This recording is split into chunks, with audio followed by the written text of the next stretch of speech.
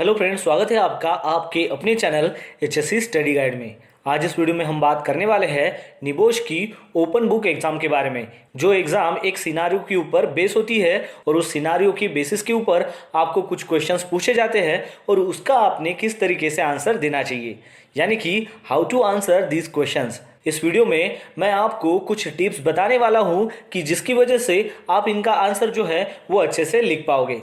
और ये जो टिप्स है जो मैं आपको यहाँ पर बताने वाला हूँ उसको अगर आप फॉलो करते हो तो आप इस सिनारियो बेस्ड क्वेश्चंस के अच्छे से आंसर लिख पाओगे। तो चलिए शुरू करते हैं इस वीडियो को और समझते हैं कि इनका आंसर आपने किस प्रकार देना चाहिए। दोस्तों, इसके पहले भी मैंने निबोश ओपन बुक एग्जाम जो 28 अक्टूबर 2020 को हुई थी उसके ऊपर एक वीडियो बनाई है, जिसमें मैंने बताया था कि उस एग्जाम में कौन सा सिनारियो दिया गया था। उसमें मैंने टोटल वहां पर एक्सप्लेन किया है और साथ ही में मैंने बताया था कि उस एग्जाम में कौन से क्वेश्चंस पूछे गए थे। और आज इस वीडियो में हम जानेंगे कि उन सारे क्वेश्चंस को आंसर करने के लिए आपको कौन से टिप्स जो है वो फॉलो करने चाहिए। तो अगर आपने उस वीडियो को नहीं देखा है तो उसकी जो लिंक है मैं डिस्क्रिप्शन में दे रहा हूं, आप जाकर उस वीडियो को देख लीजिए ताकि आपको समझ में आएगा कि उस एग्जाम में जो सिनारियो था वो किस प्रकार था और उसी के बेस के ऊपर आप इन सारे क्वेश्चंस के आंसर लिख पाओगे। तो चलिए शुरू करते हैं आज की वीडियो। दोस्तों, ये जो NEBOSH IGC open book exam है इसमें एक सिनारियो दिया रहता है और उस सिनारियो के बेसिस के ऊपर ही आपको क्वेश्चंस पूछे जाते हैं। तो सबसे पहले आपको क्या करना है कि वो जो सिनारियो है उसको आपको अच्छे से समझना है, यानी कि सबसे पहले आपको उस सिनारियो को 2-4 बार जो है वो अच्छे से पढ़ना है और पढ़ने के बाद उसको समझना है कि वो एक्चुअली कह क्या रहा है। जैसे कि इसके पहले हमने 28 अक्टूबर 2020 का जो ओपन बुक एग्जाम जो हुई थी निबोश की उसके सिनारियो के बारे में डिस्कस किया था। तो इस प्रकार जो है ये एक सिनारियो है। तो इसको अगर आपको डिटेल में जानना है तो इसके पहले जो प्रीवियस वीडियो में हमने इसके बारे में डिस्कस किया था आप वो जाकर देख सकते हो और समझ सकते हैं कि वो एक्चुअली सिनारियो क्या था। तो ये आपका पहला पॉइंट है कि आपको समझना है कि वो सिनारियो क्या है। जब तक आपको सिनारियो समझ में नहीं आएगा तब तक आप क्वेश्चंस के आंसर नहीं लिख पाओगे।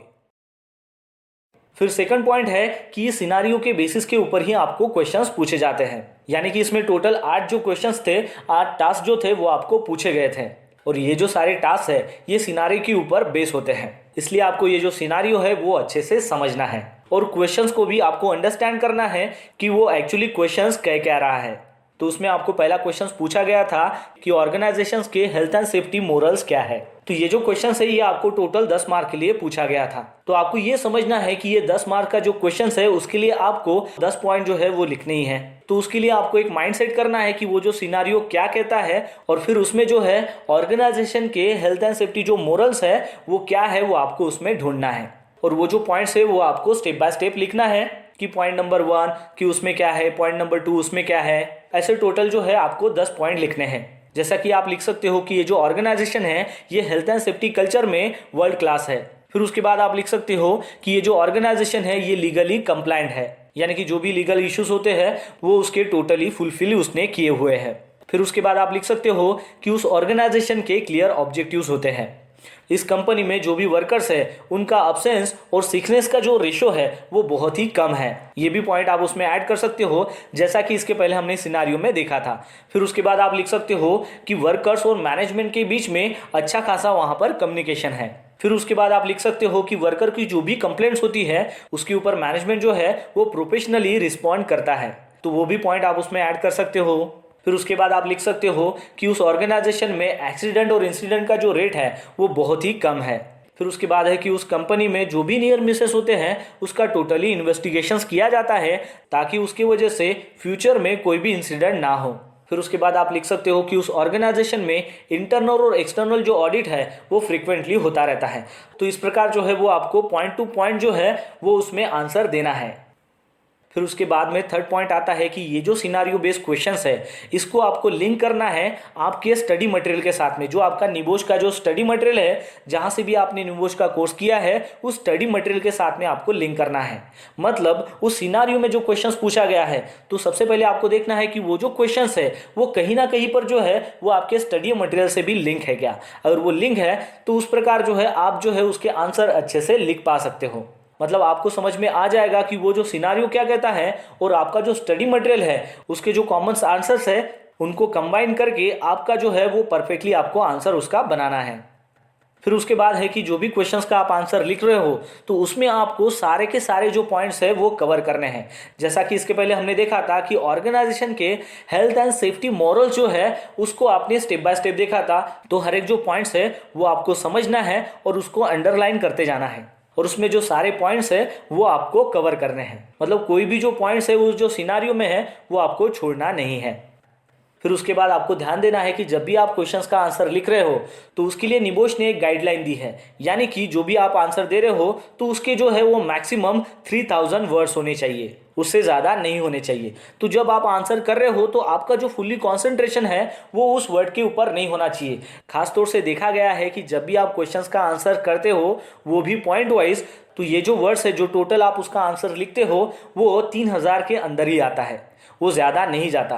वो ज़्यादा कब जाता है कि जब भी आप किसी क्वेश्चंस का जब आंसर लिखते हो और जो पॉइंट्स है उसको बहुत ही ज़्यादा एक्सप्लेन करते हो जितना कि उस आंसर में ज़रूरत नहीं होती है। वो जो क्वेश्चंस है वो आपको 10 मार्क्स का पूछा गया है तो आपको 10 पॉइंट जो है वो अच्छे से एक्सप्लेन करना है। और वो भी जैसे कि पहला पॉइंट है उसको आपने पॉइंट बता दिया और फिर उसके जो है 4-5 जो लाइनें हैं उसमें आपको ऐड करना है, फिर सेकंड पॉइंट है, ऐसे करके आपको उसका आंसर देना है। अक्सर स्टूडेंट क्या गलती करते हैं कि उनको 10 पॉइंट नहीं आते, उनको खाली 5 ही पॉइंट पता होते हैं, तो वो क्या करते हैं कि पहले ही पॉइंट को 10-12 लाइन में उसको घिस लेते हैं, यानी कि 10-12 लाइन में उसका आंसर लिख लेते हैं एक ही पॉइंट का। फिर सेकंड पॉइंट डालते हैं उसका भी 10-12 लाइन, फिर थर्ड पॉइंट उसको भी 10-12 लाइन। तो ऐसे करके जब वो आंसर लिखते हैं तो वो तो खुद को सेटिस्फाई कर लेते हैं कि मैंने तो अच्छा खासा आंसर दिया है तो मुझे अच्छे मार्क्स मिल जाएंगे, लेकिन ऐसा नहीं होता है।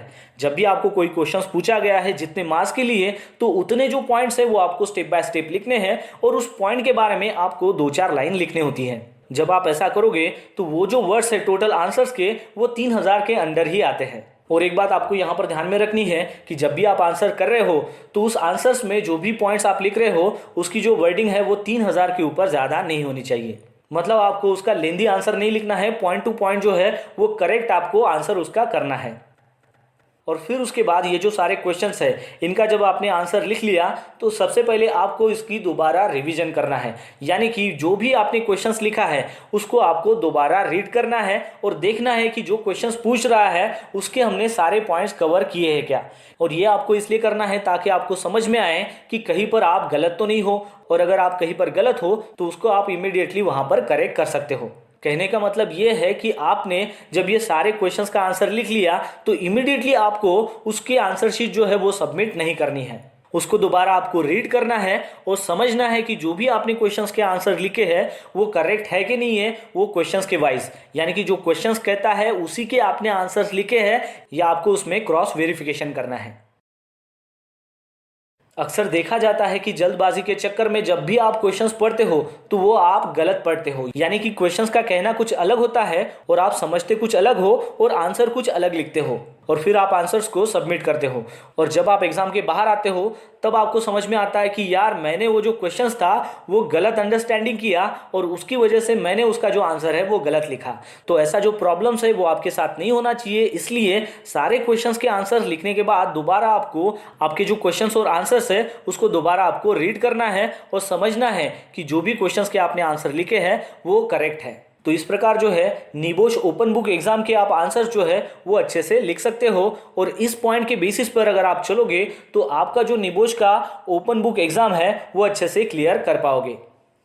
तो दोस्तों आशा करता हूं कि आपको इस वीडियो के माध्यम से पता चल गया होगा कि जब भी आप निबोश की ओपन बुक एग्जाम देते हो तो उस समय आपने वो जो सिनारियो बेसिस क्वेश्चंस है उसके आपने आंसर किस प्रकार देने चाहिए। तो बस आज के लिए इतना ही, मिलते हैं नेक्स्ट वीडियो में एक नए टॉपिक के साथ में, तब तक के लिए टेक केयर, बाय बाय।